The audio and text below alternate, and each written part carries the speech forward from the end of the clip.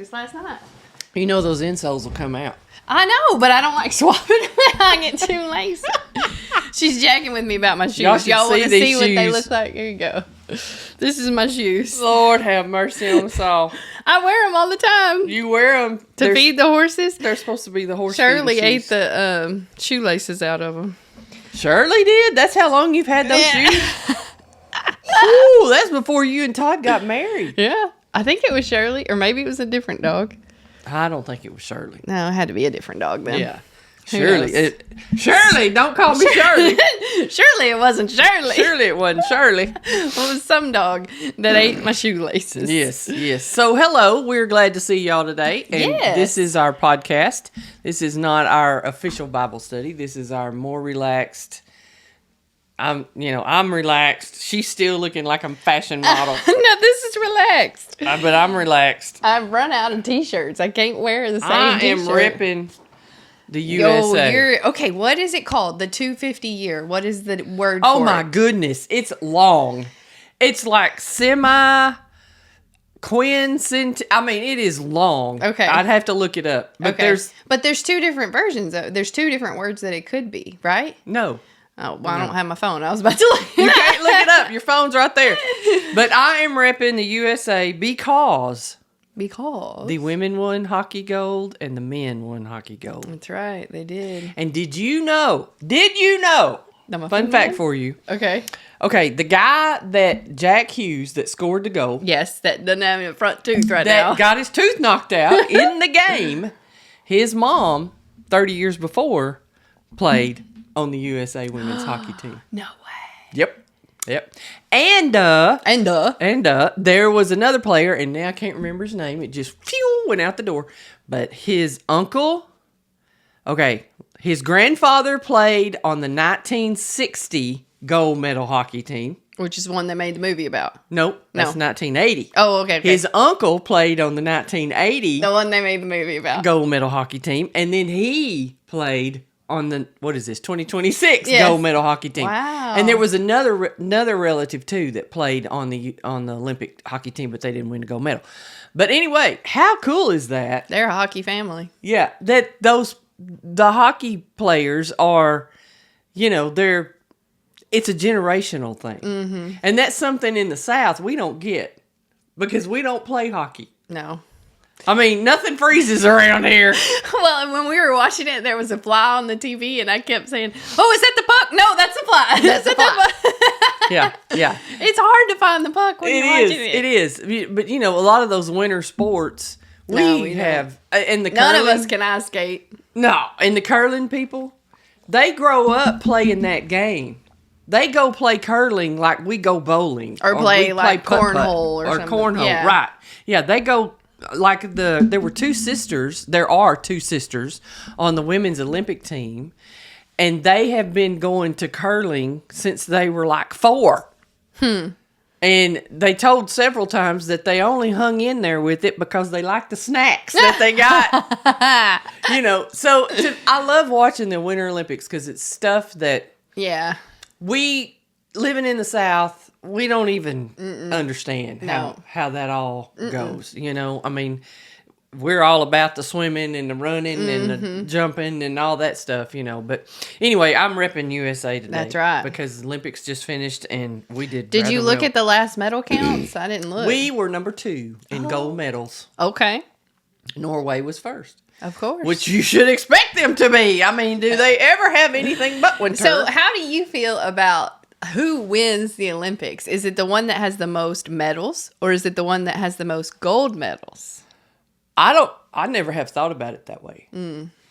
I really haven't. I've never thought about it as... Well, but why do they have the medal count if it's not going to have a winner? Just because everybody likes competition, I guess. But, they don't award a trophy at the end that says this country won the most medals. They don't do that, I never have thought about it that way. How would you rank, how would you weight them? Would you weight the silver medal is better than the bronze medal? Everybody says the silver medal is the one nobody wants. Absolutely, because it's the first loser. Well, in the bronze, you're like, well, at least I got a medal. In the gold, you're like, I won. The silver, you're like, I lost. I lost. Well, the bronze medal, you have to win to get it. Mm-hmm. You go into like the bronze medal game. The women's curling, USA women's curling, they played in the bronze medal game and they lost. Yeah. So you have to win to you get still feel like you're a winner because you won the game. Right. Unless it's one of those like speed, a race. You're just third like place. A race. Yeah. Right. But I can see where in a tournament like that, you're like, dang. I don't want silver. Especially hockey. It's both of those gold medal games went into overtime. Uh-huh. And both of them, and that was another thing I read about. People were like, well, that wasn't the way to do overtime. Of course, the people that were griping were the people that lost. And so that might have been sore but it was exciting. I mean, I loved watching it. I loved the Winter Olympics. My favorite is curling has become my new favorite because it's such a strategy game. Mm-hmm. It really is a strategy game. And I guess I sat there and, I was making quilts and stuff and watching it. And there's times that they don't even score in an end because they want to keep the last rock called the hammer. They want to be the last one to throw, Yeah. But my favorite, the one I think that if I could physically do it, is the ski jumping. You think you could do the ski jumping? No, I didn't say I could. I just said if I could physically do it. Which kind of ski jumping? The one where they just try to jump a really long way, or the one where they do the flips? Oh, no.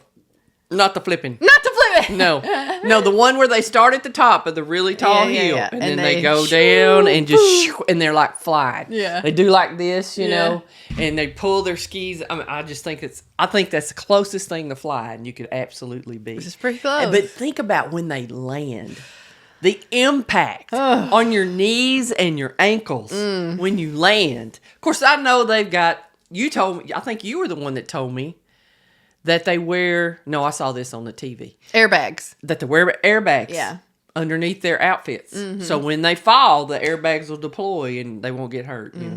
But, and I wonder if I like that so much because way back in the day when I was a little kid, on Sunday afternoons, after we had lunch, after church, and Mama would go to her bedroom and take a nap, my daddy would sit in his chair. I can still see it.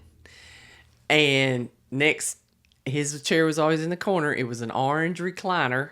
And he'd flip that recliner out and we'd turn that TV on to Channel 3 and watch the ABC Wide World of Sports. See, this is before there was constant... You could watch sports anytime. Yeah. You only got to watch sports on Saturday and Sunday. Mm-hmm. And so they had the ABC Wide World of Sports. And the beginning of it was Jim McKay, who's passed on, but he was the voiceover. And he would say the thrill of victory. And I don't remember what that piece was, what that looked like. And the agony of defeat. The agony of defeat. And it was somebody who had screwed up royally on the ski jumping. I mean, they had come off of that ramp and just endoed. It was bad. It really was the agony of defeat. In a car wreck, I think there was a NASCAR wreck or something like that. But anyway, I wonder if that's why I like it because I've always. You remember watching? I remember watching that with Dad, and then it was like a 3-hour program, and it would be different. Different sports that probably we don't even... I guess now you could probably watch it all. I mean, they'd even have some guy, I can't remember his name, and he would take us on... you would watch him go big game hunting or bird hunting or something like that. It was the wide world of sports. It was all the different things. So anyway, but the thrill of victory and the agony of defeat. Well, I saw the other day a video of a coach at the ski jumping. He lost his footing at the top of the hill. And so he just went down on his bottom all the way down. Slide all the way down. But of course he didn't do the jump because he didn't make it all the way to the jump, but he just slid all the way down and then he stood up and he was like, what else could you do? But the Olympics are fun and I'm always sad when they're gone. Me too. I love watching the different stuff, the different stories. They always find somebody that's got some rags to riches story or some big, like the girl that won the gold medal for this figure skating. Her dad was in China and in the Tiananmen Square thing, which you don't know about because you weren't born yet. But it was a big revolt back in, I think the 80s, and he was part of that, and that's why he left China. And then when she came along and began to be such a good figure skater, China approached him about coming back and letting her skate for them, and she was like, "Nah, I ain't doing See, that." I like that. I think if you were born in America and you're raised in America, I think you should represent America. Absolutely. But 100%. that's just my opinion. That's my opinion too.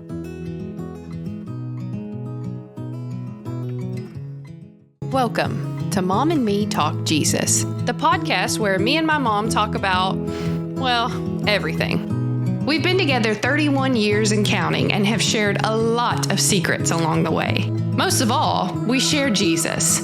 Our prayer is to share with you how he walks with us through the good, the bad, and the ugly of life. I'm Callie Lee, and she's Gina Butler. And together, we talk Jesus.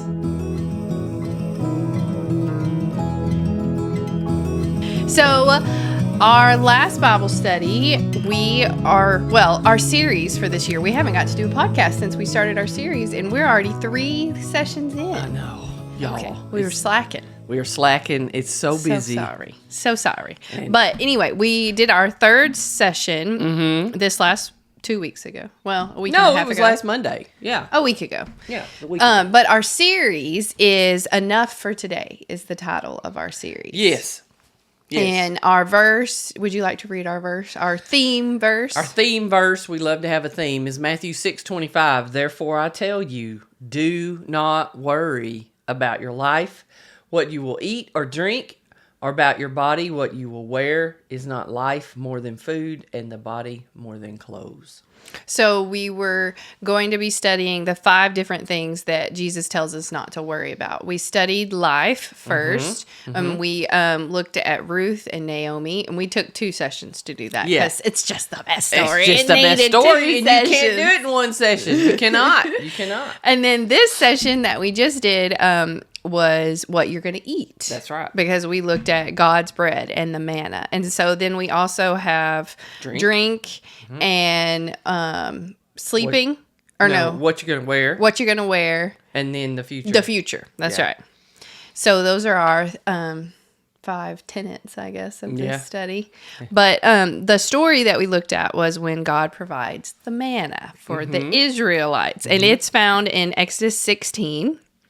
And just the broad overview of the story, if you haven't read it, but most of you probably have, is that the Israelites just came from Egypt. They were just saved from slavery. The plagues have happened, and that's how they got out. Red Sea's been parted. The Red Sea's been parted. They've been away from Egypt probably 45 days. Almost. It's the 2nd month has begun, and Scripture says the 15th day of the 2nd month after they've left Egypt. So 45 days. They've been in freedom for 2 months.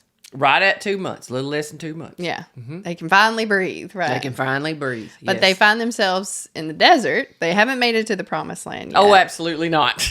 And spoiler alert, they won't make it for another 40 years. It's gonna be a while. But that's okay. I got a few things to learn. We ain't got there yet. But anyway, they're in the desert. They have no way to eat. They have no way to... Yes, the supplies have run out. When they left Egypt... They left in a hurry. But, the Lord had given them instructions and prepared them, and so they had provisions and all these things. But now they're 45 days down the road... And they're running low on supplies. And the childrens are starting to gripe and complain. Not only the big kids, but the little kids. Yeah. And they're like, Moses, you took us out of Egypt just to starve us to death. Yes. I mean, we are going to starve to death. And they might have exaggerated a little bit. Just a little bit. A little bit. What they said, the exact quote is, "If only we had died by the Lord's hand in Egypt. There we sat around pots of meat and ate all the food they wanted." They were in slavery. But you have brought us. They're talking to Moses. You have brought us out into this desert to starve the entire assembly to death. The whole bunch. You've 1.2 million people out here to starve us. Every one of us kill us. Starve to death. That's right. And your point was that they were twisting their past in Egypt to match their complaining. When they said they sat around pots of meat. No. Do you think that's an accurate statement? Absolutely not. Because first of all, I don't know how much sitting they got to do. Oh, yeah, in slavery. Because they had to dig the clay, then make the bricks, form the bricks, then bake the bricks, then haul the bricks to whatever they were building, which history believes was the pyramids. Yeah. And so, no, I don't think they had a whole lot of time to sit around and have some soup. I don't believe that's how that went. No, they probably I don't weren't. know. I mean, it may have been, but I don't think so. I don't think they had plenty of food to No, eat. And no, They no, were no. just happy. But, so we were talking about beforehand, when I looked at this lesson and we looked at the different perspectives of the different characters, right? The way Moses looked at the Israelites, the way God looked at the Israelites, and then how the Israelites viewed their situation, I started to notice that there was a lot of biases. There's a lot of cognitive biases. I didn't notice that. I mean, that's just because she's a psychology nerd. I never even considered that when I was studying they that. were hungry, so they grumbled. Oh, that's right. That's all. That's all I worried about. What piqued my mind was when they started saying the pots of meat and stuff. Like they were lying to themselves. Yes. And so that's what got me to thinking, okay, how have they convinced themselves that slavery was so great? Right. Yeah. And so I looked up some of the different cognitive biases because I could not remember off the top of my head. It has been 12 years. I know y'all got those written down in a little book 14 somewhere. years since I graduated. But this one, where they were talking about slavery and how great it was, I think this one is declinism, is how I'm going to pronounce it. But it's the tendency to see the past in an overly positive light and to view the present or the future in an overly negative light. That matches. Leading us to believe that things are worse than they used to be. So I think that's exactly what the Israelites were doing. I agree 100%. That's it was almost like a pessimism for the future. People talk about that, and you probably studied this in psychology, but like if there was someone that dies, when someone dies, if they were a really bad person, okay, after they die, people don't talk about what a bad person they were anymore. No, they don't.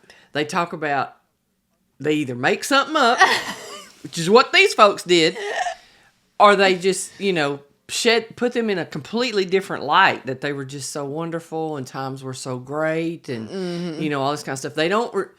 They push away the fact that the person was a jerk and treated them like crap and, was mean to everybody. I would say that's half of this. The other half of this is that they're looking at the future in a negative light. Yes. And the Israelites are thinking, this is going to be the worst that I've ever experienced. You brought me out here to die. This is just terrible. So they grumble, and the grumbling is it's a polite way to say that they were just griping and complaining. quite mad.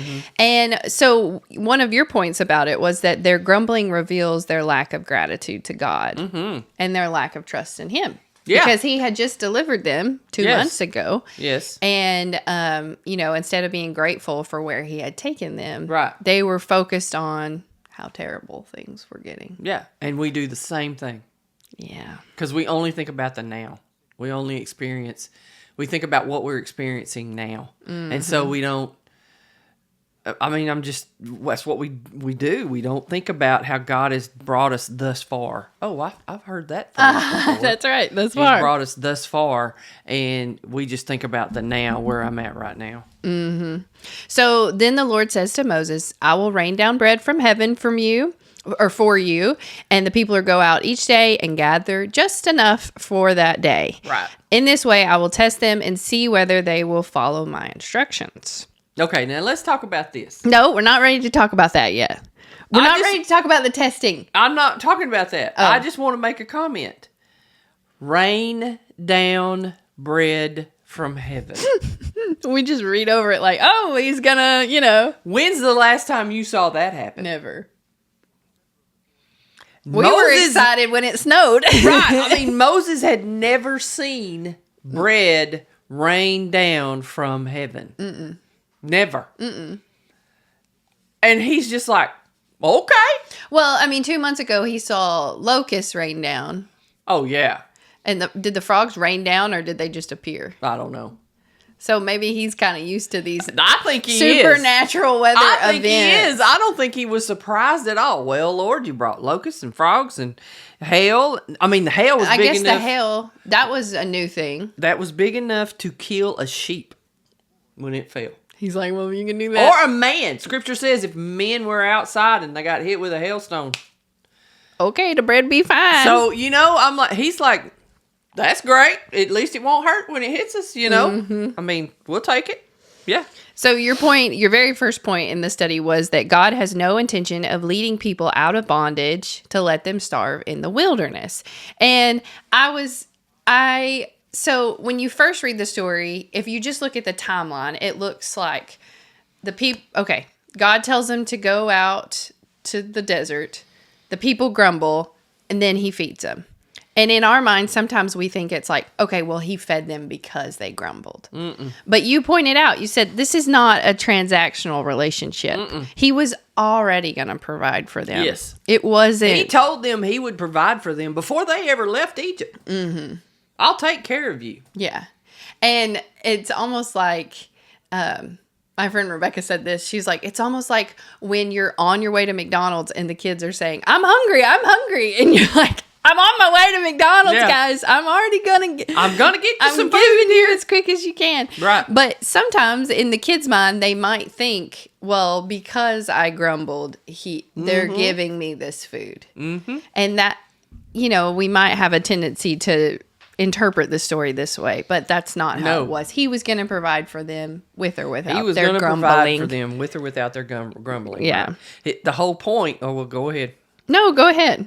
Now, can we talk about the testing? Yes, that was the next one. Okay. The whole point of this was he says, I'm going to test them. In this way, I will test them and see whether they'll follow my instructions. And that test is not to see if they make 100. A pass or fail. A pass or fail to show them how stupid they are. Yeah. To show them how smart they are. Mm-hmm. No. It's to see if they will trust me. See if they will trust me. And so I have a thing I saw the other day. You know who Matthew West is? Yes, I love his music. Okay. I watched an interview with him, and I don't remember who he was talking to. But he and his daughter went on a daddy-daughter retreat kind of thing. And one of the things they did was they blindfolded the daughter. They took them all, the dads and the daughters, to, out in the woods or whatever. It was away from where the cabin. Yeah. They blindfolded the daughter, and they told them that the dad could only speak to them, give the daughters instructions if the daughters asked questions. And the daughter could ask any question, but she couldn't move unless the dad told her which way to go. And then she was only to listen to her dad. So each couple, dad and daughter, had another person, a guide, with them. Or not a guide, but another person. They could give instructions. What was the object? Just hang on. Oh, okay. They could give instructions. They were trying to get back to the cabin. Okay. But the daughter was not to listen to them. Mm. She was only to listen to her father. Mm-hmm. And do what her father says. And he would only tell her if she asked him to. Mm-hmm. And so he said, we start off and she starts walking. And that's cool because she's going in the right direction. Well, then the other person says, oh, no, you need to turn left. And she does. Mm. And he said, and I can't say anything. Because I can only respond if she asks me to. Mm-hmm. And it finally got to the point where she realizes this. And she's so frustrated because she's not getting anywhere. Mm-hmm. Because she's been listening to this other person. And then it dawns on her. My daddy will tell me where to go. I just need to ask him. I just need to ask him. My daddy will lead me. I just need to ask him. And he said that was one of the most profound moments of my life where I realized that's how God leads us. Mm-hmm. He doesn't force his way on us. We have to ask him, and he will gladly tell us every which way to go. And he couldn't, when she turned left and went the wrong way, he couldn't say anything. He couldn't just like stop her. Right. He couldn't stop her. It's really cool. I'm sure you can find it on the internet. But it was a great example of the way God works in our lives. And that's what he's talking about here. He's testing them to prove to them who they really are, who they really will listen to. Are they going to listen to him? Or are they going to listen to everybody else? You know. And Matthew West said once she started realizing that she could talk to me and ask me questions, then I got her back. Yeah. I could lead her back. Yeah. You know, and she ignored the other voice that was trying to give her direction. And so, to me, that's an example of what God was doing here. Yeah. I'm testing them to reveal to them who they listen to. Yeah. Who do you really listen to? Well, and that also brings up another point that we were talking about. You said that living with Christ is not a one-time experience. It's a long-time commitment. And he wasn't going to take them out there and leave them. He was going to stay with them and continue to give them direction. But they just kind of chose to forget that. They chose to, oh, well, he's already done it once, and I guess he's done with us now. And the Lord has convicted me of that. Oh, my goodness, the Lord has convicted me of that. Just in the last 3 weeks. You know how, for example, we go to, you and I do a lot of speaking. A lot of speaking. Once a year we do some twice speaking. A year, tops, But we do go speak. And no, wait, pause. We have to tell y'all the funniest story. Do you remember? Put it in your head. Put a pin to your head of what you were about to say. Okay. We're at Bible study on Sunday night, and it's our in-person Bible study with our friends. And we're talking about the conference that we have coming up. And one of the ladies says, well, wait, which one is this one? Is this the men's conference, or is this the one that y'all are doing all together? And one of our friends, she says, no, this is the one Gina's starring in. She's starring in that. I was so embarrassed. Goodness. I literally had to get up and Callie was stand in my chair. I was laughing so hard. She loved it. She thought it was awesome. Okay, sorry. You can go back to what you're saying now that you're the star. Anyway, good Lord have mercy, please, Father. Anyway, so what I was going to say was what God convicted me of was that, we speak at conferences, we speak to churches, we speak to women's groups and all that kind of stuff. And then we do our online Bible study. We do this. I work deep in the heart. You're always right there with me, and I find myself thinking, that first time that you go and you speak and you're just scared to death and God moves and you're so excited about it and you're just so thankful. But then the second time you go, you're like, well, this is not that bad. I can do this. I can do this. And the Lord revealed to me in the last couple of 3 weeks, look, ma'am. Miss Ma'am. Miss Ma'am. I have gifted you and given you abilities and talents, not just for speaking, but for organization and administration. And throwing a party. And throwing a party and planning things and all this kind of stuff. But just because I gave you those abilities and talents does not mean that you can do it on your own. No. And so I have been convicted that it's not, oh, dear Lord, please bless what we're doing. It's, Father, in Jesus' name, only because of you am I here. Living, breathing, my heart's pumping because you woke me up today for a reason, and that reason is to honor and glorify you. Well, and you said the testing, it's not a bad kind of test. We want to invite that in because that's when we have those aha moments when he reveals us to us. Yes. And I think if you don't allow that to happen, it's so easy to fall into the trap of I can do it on my own. But when you truly understand how low we are and how the depravity of man's heart and our rags and what we think we have to offer him. What is it that Paul says? He's the worst of the worst, and that if anybody should boast, he should boast because he was the Pharisee of all Pharisees, and he said, but my heart is wicked. Yeah. And he's the one that says, I do what I don't want to do. Right. And exactly. I don't do what I want to do. I think we really, every day that we wake up, not only do we need to remind ourselves of who God is and how amazing he is and all the things that he means to us, but also we have to remind ourselves of who we are and what a position that we are in. Yes. Is that not...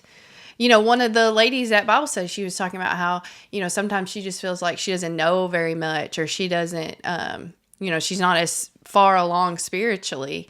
And I tend to think that we can't put ourselves on a scale. You can't. Of spirituality. No. I understand there's mature believers and yes, there's people that I want to mentor me and there's, that kind of thing. But when it all boils down to, we all need salvation. We all need Christ. And he is the one that has stood in the gap for us. Yeah. Well, I mean, just... Paul wrote most of the New Testament, and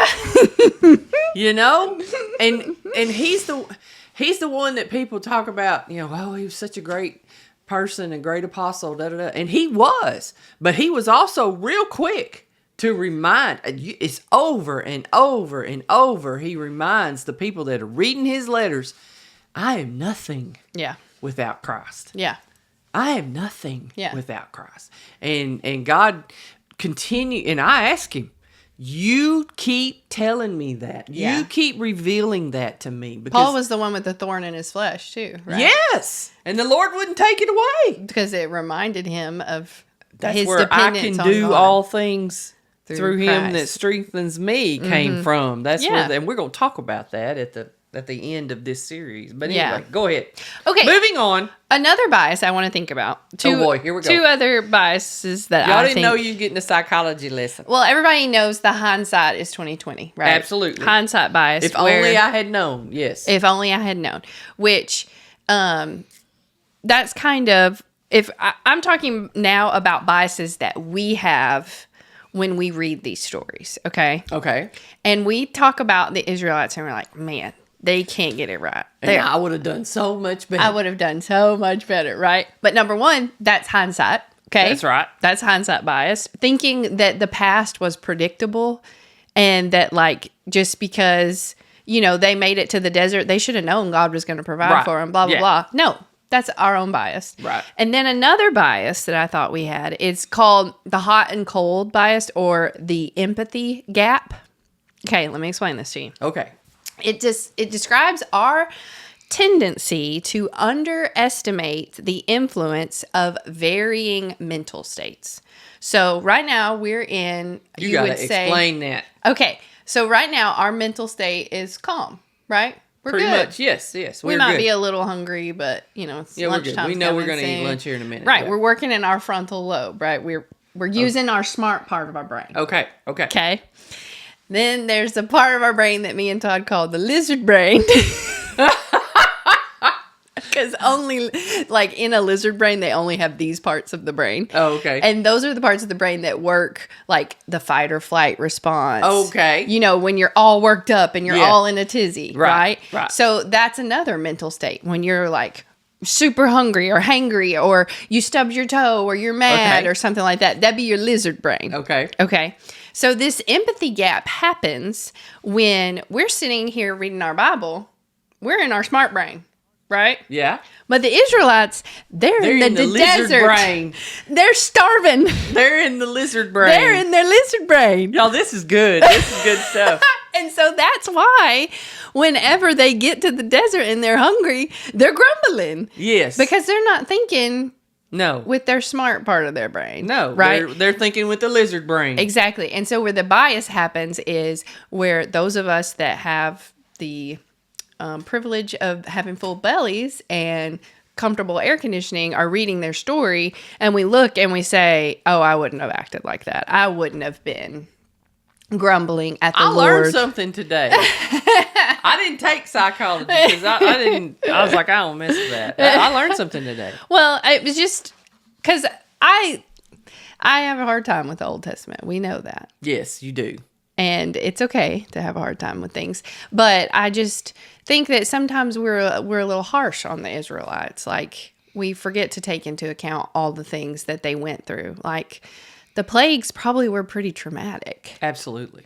Because not only, I mean, the Egyptians, yeah, they had them in slavery, but I'm sure some of them might have been their friends. That's possible. I mean, just because you worked for somebody doesn't mean you necessarily hated them. I don't know. That could be. But, to see even if they weren't your friends, to see the firstborn children pass away. Well, they wouldn't have seen that, though, because they were on the other side of the camp. They weren't in the city. They didn't know it was happening? I don't know. I'd have to look that all up and see. Yeah. But that's the whole point of the Passover, which we're chasing this rabbit. But anyway, yeah, that's what the podcast is, Chasing Rabbit. That's what it is. We're chasing rabbit. Well, the whole point of the Passover was to save their selves. So they knew that destruction was coming. Yeah. And death was going to be there. Right. So that is a traumatic experience. Right. So anyway, there you go. There's your lesson for today. The empathy gap. How we sometimes don't empathize with the Israelites because we're fat and happy. Absolutely. And they're starving in the desert. But anyway, God. But you know what? Their shoes never wore out. No. We talked about that later too. But anyway. God had patience with them. He continued to provide for them. Mm-hmm. And the whole point of our study was the enough for today. And so I think you need to explain to us again how this whole waiting of the Omer situation. I'll read the verse and you try to explain it to me again. Okay. When they would gather the stuff, yes. and then it would always just be enough. It'd just be enough. That's because it was a miraculous provision. And okay. It was divine provision. But what was the point of the Omer? Everyone is to gather as much as they need. Just to prove. Take an omer for each person you have in your tent. The Israelites did as they were told. Some gathered much, some gathered little. And when they measured it by the omer, the one who gathered much did not have too much. The one who gathered little did not have too little. Everyone had gathered just as much as they needed. Is this saying that when they measured it, it measured as a omer? And that was enough for them, even though it might have been more than what the next person measured as an omer? See what I'm saying?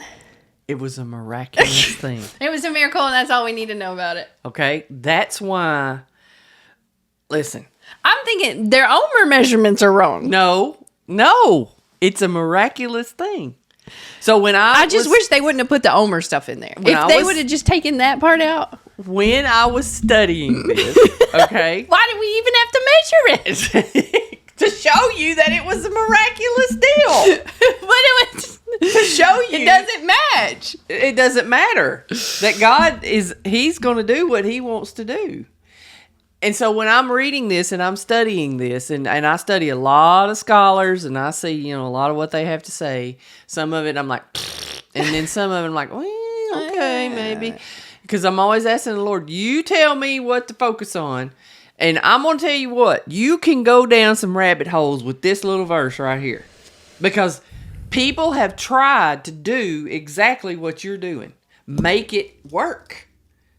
And it doesn't work. We're talking about food that's coming from heaven. Okay? It doesn't. And that is what made this provision miraculous. Mm-hmm. Was that it didn't matter if little Johnny went out there and...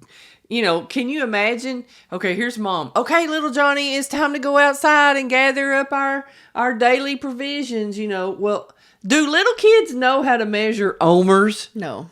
They just go out there and start getting stuff. Mm-hmm. And so when it's brought in, if you measured it, it would be just exactly the amount that they needed.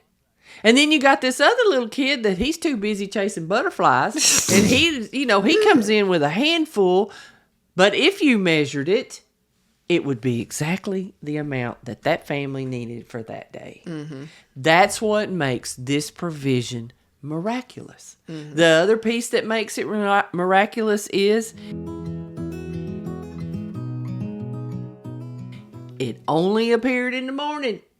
Yeah, you had to get up and go get it. Every day 'Cause it said at the it same melted. time. It melted by the time the sun got hot. Every day at the same time, the manna showed up. Mm-hmm. Every day. And every day at the same time, it was gone. And on the 6th day, the same amount fell. And you go and you gather up what you need for 2 days. And it doesn't get stinky. Yeah, because we hadn't talked about that. Yeah. He said, don't save it. Yeah, don't save it. Because if you save it, which some people tried to, Yes. it got maggots and was gross. Which that would have been me. you would have hoarded your I would provision. have been like, well, we'll just get enough. We'll get enough for today and tomorrow, and then we don't have to worry about going out tomorrow. Sleep late tomorrow. Because I got to go do this and this and this. And so, isn't that how we operate? You're right. Isn't that how we operate? You're right. We say, well, I'll get this and this. Oh, sorry. I'll get this and this and this, in money, in finances, which we're not going down that rabbit hole. But, things like I got to have enough so that I can go through 3 or 4 days and then I can worry about this. And so when they did that, well, the extra that they had gathered, it was nasty. Scripture says, was smelling and full of maggots. But on the 6th day, the extra that they had gathered was fine. Because on the 7th day, there was no manna. Well, and I think that's a good example of... Because it was a miraculous provision. I think it's a good example of resting when God provides the rest and how that can be fulfilling and a reset and good and healthy. But then resting when we're trying to make it happen, it's not going to work out. No. Well, I need to sleep late on Thursday, so I'm going to carry extra for Wednesday. Right, exactly. But and the other thing that made this manna miraculous, number 1, it didn't matter how much you got. It was always going to be enough. Just enough for today. Number 2, on the 6th day, no extra amount fell. But they had extra. But they had extra for 7. I'm not even going to think about the values. Okay. And then number 3 is that when they made it to the promised land and crossed over into the promised land, no more manna. It was gone. And also, he tells them to put some in a jar and save it. Save it. We didn't talk and about that. And that one doesn't get stinky and maggoty. No. And it goes with the Ark of the Covenant, and it's nice and beautiful. Right. And here's another thing. Those Israelites didn't stay in the same spot for 40 years. No, they moved around. They moved around. So wherever they went, there was manna. There was manna. Wherever they went, there was manna. That's what made it miraculous. And the fact that it doesn't... That's why you cannot explain it. It says it melted when the sun got hot. Mm-hmm. But then if you had saved it, it would be nasty and stinky. So if it was... It changed properties. Yes. Because it would... Think about this. They gathered it in the morning, but they cooked it at lunch and they cooked it at dinner, and it was still there. And it hadn't melted in their house after they had gathered it. Right. Wonder where they stored it, because I guess it didn't melt if they stored it outside. You could boil it, you could bake it, you could fry it. How could you boil it if it was going to melt in the sun's heat? Right. It doesn't make sense. That's because it was a miracle. That's right. It's a divine provision. That's right. And we cannot explain it. No. And I printed out all these biases because there's a bias in there. I don't remember the name of it. But trying to prescribe logical things to a supernatural event. No, this was a supernatural event. You can't do it. And you cannot make it fit. You can in human logic. It's just God did it. Yeah. And this was his provision for this time. Mm-hmm. For this time. I did like when you said, are we storing our spiritual provision away in our pantry because we're too shy to share it with anyone else? Your whole point was that God's provisions are not to be hoarded. They weren't supposed to gather, and then keep it to themselves. They were supposed to just get what they needed and then cook it, and then the next day get what they needed and cook it. And in our own lives, we need to come to the Father and ask what we need and share that provision. Yeah. The Lord has been, the things that he does in our lives, he doesn't, let me just start over. Why are we created? To bring him glory. For God's glory. We are created for God's glory. Yeah, that was another point. Sorry, I'll read the second point. God gives us gifts, and he expects us to use them for his glory. Right. That we are created for his glory. The things that he does for us, that he gives to us, the things that he equipped us with, whether they're spiritual gifts that each person receives at salvation, which is a whole nother lesson, or their gifts, their talents and abilities, which are different than spiritual gifts. He has bestowed those upon us for the sole purpose of honoring and glorifying him. Mm-hmm. You know, and so for us to keep to ourselves, and I'm not just talking about material things, but to keep to ourselves the things that God has done for us. Yeah. And the times that he's shown us his grace and his mercy, and he's redeemed these situations in our lives and circumstances and stuff like that. For us to keep it to ourselves is hoarding that provision. Yeah. And it's a selfish act, because people, and scripture talks about this, and I'd have to look it up, and we don't have time for that right now, but there are people going through... Oh, I know exactly what you're talking about. Well, look it up. Okay, you keep People talking. are going through, you don't go through something that nobody else has gone through. No. Millions and millions of people have been born on this earth, and we're all humans, and we all deal with the same kind of stuff in different times of our lives. And so if you have made it through something, if God has brought you through something, and you don't share that, you just keep it to yourself because you're shy, or you don't want to hurt somebody, or whatever. When God reveals to you that it's time for you to tell your story and you don't tell it, you're hoarding his provision. And because that, by sharing your story, brings honor and glory to him. And it will encourage someone else who is going through that same thing. There were so many women in my life growing up as a young adult. And even now, I have women in my life that encourage me because of what they've been through. And, they say, well, this happened to me and God did this in my life. That strengthens your faith. That strengthens your faith. Did you find it? She didn't find it. No, I didn't find it. I thought it was on that side of the page. I missed it. Callie's got the same But Bible. I know what you're talking about. It's comfort us. The Lord comforts us so that we can comfort others. Yes, It's exactly. the vernacular of it, but I can't. Yeah. And I thought it was in one of the C books, but I couldn't find it. Sorry, I'll find it next time. I'll put it in the podcast notes. Yeah, there you go. No. There you go. But, I mean, that's a very accurate take on it. I think that, and even, the Israelites, God did all of this so that however many years later, we can sit here and talk about it and see his glory and experience his glory.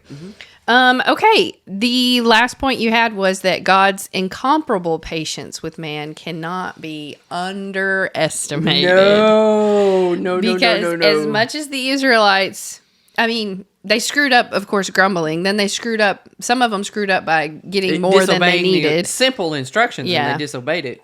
Yeah, as much as they screwed up, he continued to provide for them. Absolutely. He continued to do what he said he was going to do. And grace and grace and grace over and over and over and over.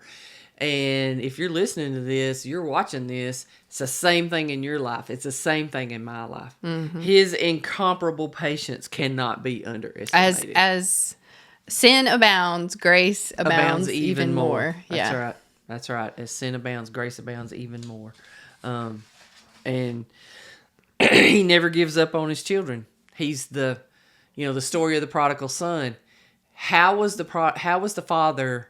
How did he know to run to the son when he saw the son coming down the road? Because he had been looking for him. Yeah.